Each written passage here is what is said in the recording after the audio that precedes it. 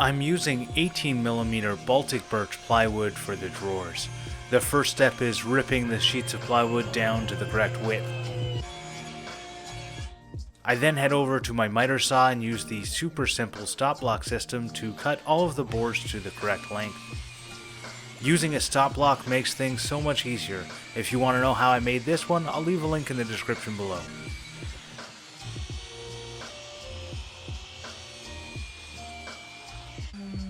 Sanding is a breeze if you speed it up 120 times. I'm just marking all of the bottoms because I'll be referencing the bottom when I go over to the box joint jig. I lined up the bottom of the front and rear pieces against the key and then made a cut. I then placed the curve cut into the key and cut again. I kept doing this along the edge of the board. My box joint jig is based off the one from Inspire Woodcraft, and you can find a link to that video in the description below. On the box joint jig, a simple rule of thumb is to always have the bottom pointed towards the blade. When I cut the corresponding box joints for the sides of the drawer, I first placed the last curve cut onto the key from the front and rear pieces, and then lined up the side pieces beside it.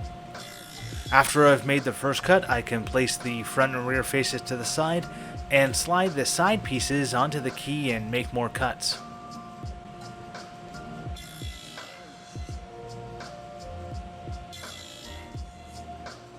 And then repeat this for the rest of the drawers.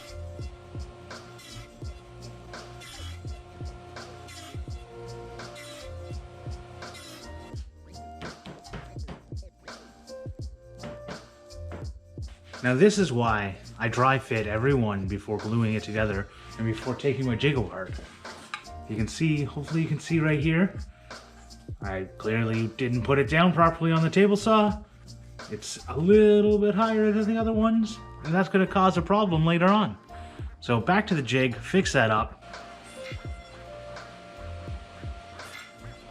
Now I am switching from my dado stack to a 1/8 inch flat top blade to cut the recesses for the drawer bottoms. The bottoms are made from 6mm plywood, which is slightly smaller than 1/4 inch, so I couldn't use my dado stack. I set the height at approximately 9mm, and then ran all of the boards through twice, moving the fence slightly between the two cuts.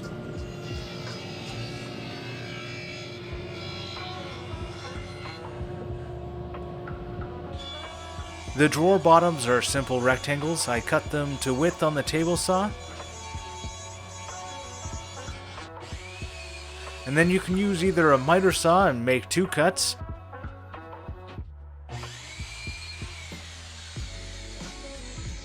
or if you have the space, you can use a table saw to cut the boards to length.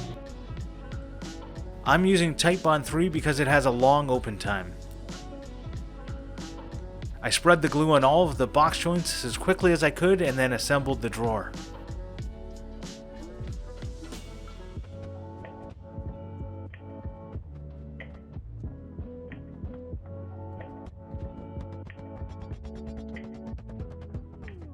I noticed that sometimes all of the banging and clamping got the box out of square, so I used a clamp across the corners diagonally to pull it into square.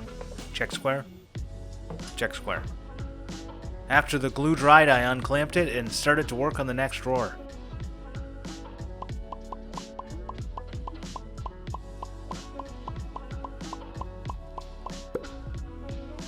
In the garage to sand, and now back in the basement for some water-based polyurethane.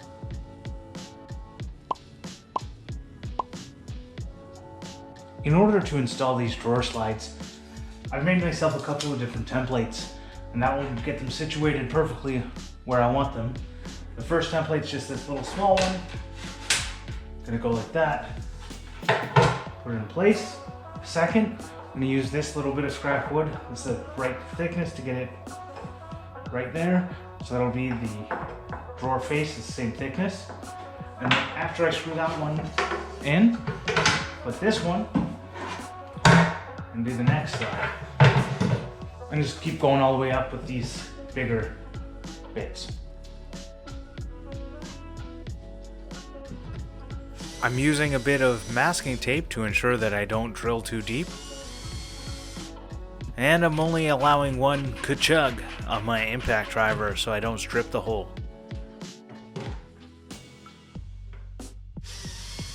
If you're really worried about stripping the hole, you could always use a screwdriver. The middle partition is where it gets interesting. Now with these, you'll notice there's 4 different slots. 1, 2, 3, 4, where I can put screws. So just pick one side, do 1 and 3, the other side 2 and 4, and you'll never have 2 screws crossing streams.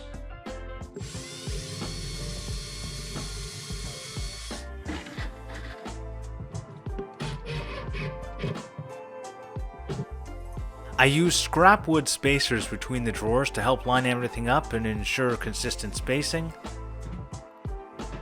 Just like before, pre-drill and screw in.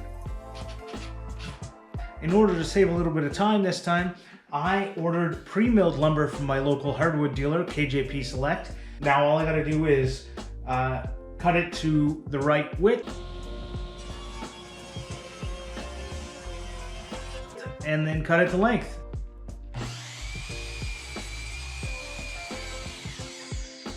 I used clamps to hold the drawer faces in place with bits of cardstock as spacers. I then screwed them in from the back to hold them in place permanently. I marked the middle of the drawer and used a simple jig to ensure perfect placement of the handles.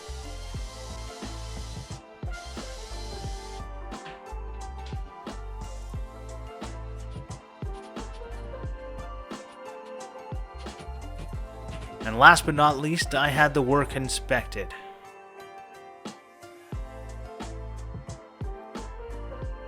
I hope you enjoyed that video. If you did, I'd appreciate it if you give it a thumbs up. If you're new here, please consider subscribing, and I'd really appreciate it if you could share this with a friend. Until next time, cheers, and have a great day.